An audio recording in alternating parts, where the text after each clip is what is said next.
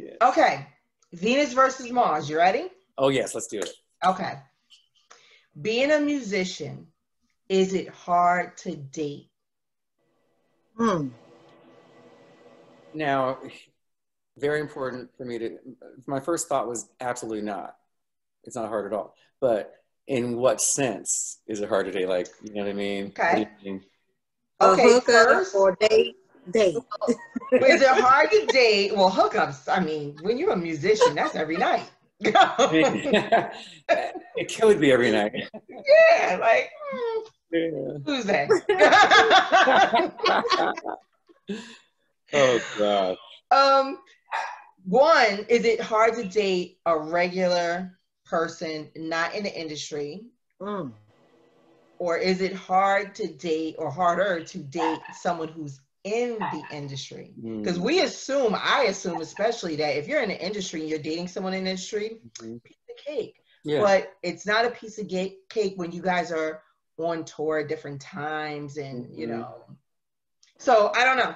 You answer the question. Now, okay, that kind of dating, yes, it's hard. It's hard on both sides, you know, because I've dated both, you know, singers and non-artists, non-musicians, you know, and I think with dating a musician, especially like with a singer, you have to, in the back of your mind, there's that, are they just with me because they want to get a record deal?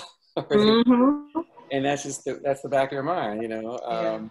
And a lot of times that's the real reason, and you find out the hard way sometimes if you stay in it too long. But then when you date someone who's not trying to get a record deal, which I have done, and you find out how immature you are because you're an immature artist who's a man. And then I really realize how immature men are compared to women. It's really, I mean, I'm noticing that, you know, currently in my relationship now, because I'm with someone who's not an artist, and she shows me how, like, I'm mature, like, come on, man, I'm a grown man, you know what I mean? Yeah. But she's like, I'm a grown-ass man. Yeah, I'm a grown-ass man. But then just like, I'm like, hey, babe, where's the emoji? There's no emoji. I sent you emojis with love, and there's no, she's like, emojis? Come on, man, we talking about emojis right now? You know what? See, we on the same level. Right. Everybody want to use an emoji, and I'm like, can you do some words? Like, you know, like, I need some words. It's like, what does that mean? And then half the emojis, people use them, and if you actually look to see what the meaning is, it's not even a meaning. Right. Yes. Oh my God, yes. Yeah, I like that.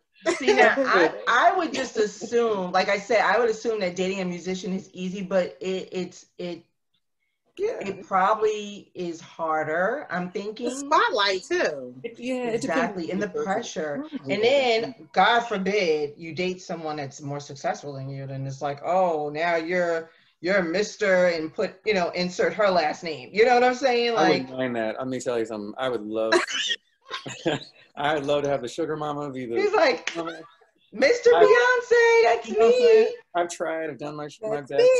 At this point, if you're making more money than me, Can I do your laundry? Can I wash and clean everything? I got you. Please make that money. Come on. Ooh, have you ever fallen for someone that you worked with? Next question.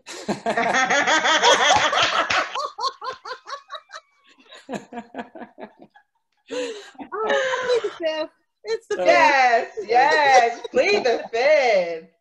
But you know, it's gotta be hard. You know, they always say you know, keep your business and your personal separate, but it's gotta be hard if you're working with someone and you vibing and they feeling you and you feeling them, and it's like, I don't want to mess it up. I would say this as a man though, and I say this to all the men out there, you can't, when you're working with a person, you can't even make the move. It's not even right to say anything. Like, that's one of those things where, you know, touching is obviously completely out of question no matter what.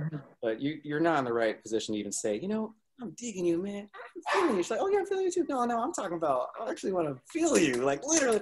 Feel. Come on. Feel. You know what I'm saying? I want to lay hands on you. Literally. Yeah, no, you can't do that. So that's where it's hard too. You know, you're just not allowed to do that. Now, if she comes to you first, there you go. You got the green light. Yeah. Yeah. And then you still have to play it safe because you never know in these times. That's true. No, it's different now. Oh yeah. It's totally different. You know, even with my son, I'm like, where you going? What's going on? Right. Stay outside the house. Yeah. You know, it's sad, you know, and my son has always dated other, you know, races and stuff like that. And I'm gonna be honest, a little leery for me because I'm like, wait a minute now. You know, because I'm protective. I'm like, because somebody could say, and it's your word against someone else. Yeah, it's a shame. But I had to let it go. Mama Bear had to, you know. Mama Bear.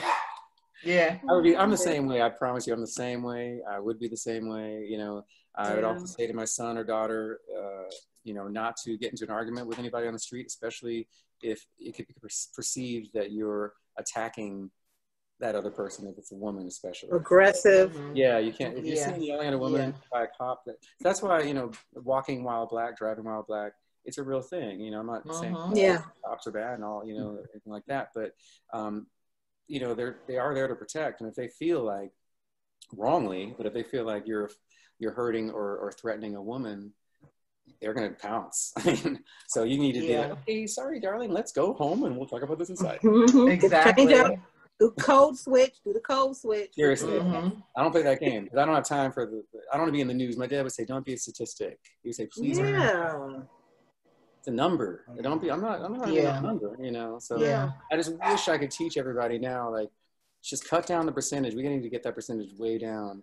I'm tired of seeing the Rodney King stuff happening all the time, like, you know, in the news like that. Like, it's time to stop. Yeah. You know? I want to see where it's like, what, is there a problem, officer? And they're like, oh, I guess not. You know, and then that's it. You know what I mean? Or if they try some bullshit, is there a problem, officer? Yeah, there's a problem. Your skin color is a problem. You know, then you got it. Hopefully on cam. We got to have a law where they have to have the cam on. Yeah. All the time. All the time. Because that whole, well, it was on and it's not working. That doesn't work for me. Like, to me, we have too much technology out here today. Yeah. They know exactly what we're doing. Siri always popping up on my damn phone. I never said nothing to her. Yeah. So I'm like, what are you listening to? What do you want, Siri? Yeah. So it's just too much technology out here for me to keep hearing the same excuse of the body cam wasn't working. But it's the technology that's catching them. I think it's more or less, what is the psyche of the person you're hiring for this job? Like, are you hiring someone who's been bullied all their life and now they want to, and you don't know that?